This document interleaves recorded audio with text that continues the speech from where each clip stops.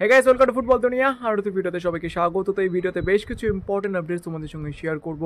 জানুয়ারি second transfer window খুলে গিয়েছে, বেশ কয়েকটা ট্রান্সফার হওয়ার কিন্তু পসিবিলিটি এই মুহূর্তে তৈরি হয়েছে, বেশ কিছু রিমার্সও কিন্তু এই মুহূর্তে ছড়িয়ে রয়েছে। তো সেই সমস্ত ব্যাপার নিয়ে তোমাদের সঙ্গে ডিসকাস করব, এবং তার আগে তোমাদেরকে অসংখ্য ধন্যবাদ আমার চ্যানেলের পাশে এইভাবে থাকার জন্য। লাস্ট কয়েকটা দিন যেভাবে তোমরা আমার পাশে ছিলে, সঙ্গে আমার চ্যানেলের পাশে থেকেছো, তার জন্য সত্যি কথা বলতে গেলে তোমাদের কাছে কৃতজ্ঞতা স্বীকার করার কোনো ভাষা নেই। আমার মতো এইরকম একটা ছোট্ট চ্যানেলকে যেভাবে তোমরা সাপোর্ট করেছো, আমার গল্পটা তো অনেকটা ওই 12 ফেল সিনেমার আইপিএস অফিসারটির মতো। একদম শূন্য থেকে শুরু করেছিলাম। তোমাদের ভালোবাসা, তোমাদের পাশে থাকার জন্য কিন্তু একটা ছোট্ট জায়গায় নিজেকে আস্তে আস্তে নিয়ে যাচ্ছি। তো যারা এখনও পর্যন্ত আমার চ্যানেলটাকে সাবস্ক্রাইব করোনি, তাদের কাছে একটা ছোট্ট রিকোয়েস্ট, যদি আমার ভিডিও ভালো লাগে তাহলে প্লিজ এক্ষুনি নিচে থাকা লাল রঙের সাবস্ক্রাইব বাটনটাতে প্রেস করে দাও। কারণ সবসময় আমি যেটা বলি, তোমরা সাবস্ক্রাইব করলেই কিন্তু আরও ভালো ভিডিও বানানোর মোটিভেশন পাওয়া যায়।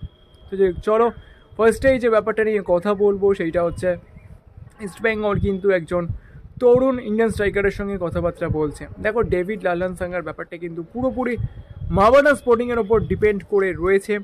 তো অল্টারনেটিভ অপশানগুলো কিন্তু এই মুহূর্তে ইস্টবেঙ্গল ভাবছে, এবং এই মুহূর্তে ইস্টবেঙ্গল 23 বছর বয়সী আইজল এফসি স্ট্রাইকার লালরিনজওয়ালা লালবেকনিয়ার সঙ্গে কিন্তু কথাবার্তা বলছে। প্লেয়ারটি কিন্তু যথেষ্ট ভালো। এই লালরিনজওয়ালা কিন্তু 13 ম্যাচে 9টি গোল করে ফেলেছেন এই সিজনে আইজল এফসির হয়ে, এবং তার পারফরমেন্স কিন্তু যথেষ্ট ভালো। ইভেন আই লিগেই কিন্তু তার 11টা ম্যাচে 9টা গোল রয়েছে। তো সেই দিক থেকে দেখতে গেলে এইটা কিন্তু একটা ভীষণ ভালো রিক্রুটমেন্ট হতে পারে ইস্ট বেঙ্গলের জন্য, যদি তারা এই ডিলটাকে কনফার্ম করতে পারে। তবে এই প্লেয়ারটির মার্কেট ভ্যালু কিন্তু খুব একটা কম নয়, প্রায় 1 কোটি টাকার কাছাকাছি। অন্যদিকে হায়দ্রাবাদ এফসির নিখিল পূজারি, এই ডিলটাও কিন্তু ইস্টবেঙ্গল করার পথে। আমি তোমাদেরকে এইটুকু বলতে পারি, যদি না শেষ মুহূর্তে মারাত্মক কিছু প্রবলেম হয়, হায়দ্রাবাদ এফসি যদি লাস্ট মুভমেন্টে ছাড়তে রাজি না হয়, তাহলে কিন্তু এই ডিলটা ইস্টবেঙ্গলের পক্ষে যাওয়ার পসিবিলিটি আজকের ডেটে দাঁড়িয়ে রয়েছে। আমি জানি এই মুহূর্তে কিন্তু ইন্ডিয়ার সমস্ত ফোকাসটাই রয়েছে এএফসি এশিয়ান চ্যাম্পিয়নশিপের ওপরে, কিন্তু তার সঙ্গে সঙ্গে ইস্টবেঙ্গল ম্যানেজমেন্ট কিন্তু ভিতরে ভিতরে এই ডিলগুলো নিয়ে ভাবনা চিন্তা করছে। তো নিখিল পূজারির ডিলটা কিন্তু হতে পারে, এইটুকু আমি তোমাদেরকে বলতে পারি। অন্যদিকে আমি চলে আসি মোহনবাগান সুপার জায়ান্টের আপডেটে।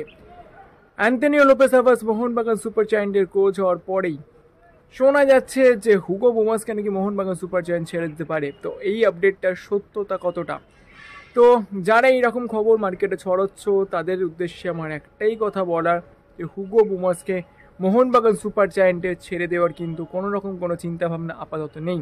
ইভেন মোহনবাগান সুপার জায়ান্ট 2-1 বিদেশির প্রোফাইল শর্টলিস্ট করেছে, কিন্তু যতদিন না পর্যন্ত অ্যান্থনিও লোপেস হাভাস কলকাতায় আসছেন, ততদিন পর্যন্ত কিন্তু মোহনবাগান সুপার জায়ান্টের পক্ষে আর নতুন করে কোনো বিদেশির সঙ্গে কন্ট্যাক্ট করা পসিবল নয়। আরও একটা ব্যাপার, যেহেতু নতুন কোচ, তো সেক্ষেত্রে সামনের সিজন থেকে কিন্তু আবার নতুনভাবে শুরু করতে চাইছে মোহনবাগান সুপার জায়ান্ট। তো সেক্ষেত্রে হুগো বুমাস কেন কোনো বিদেশিকেই কিন্তু বদলানোর পসিবিলিটি এই মুহূর্তে খুবই কম সবুজ মেরুন ম্যানেজমেন্টের জন্য। তো যাই হোক, চলো এই আপডেটগুলি তোমাদের সঙ্গে শেয়ার করা ছিল। যদি ভিডিওটা ভালো লাগে তাহলে প্লিজ লাইক করে দিও, আর যেটা বলি মনে করে আমার চ্যানেলকে সাবস্ক্রাইব করতে ভুলো না। তার কারণ তোমাদের একটা সাবস্ক্রিপশানে কিন্তু অনেক অনেক মোটিভেশন দেয় আরও ভালো ভিডিও বানানোর জন্য। তো এখন আমাদের এই পর্যন্তই, দেখা হচ্ছে পরের ভিডিওতে।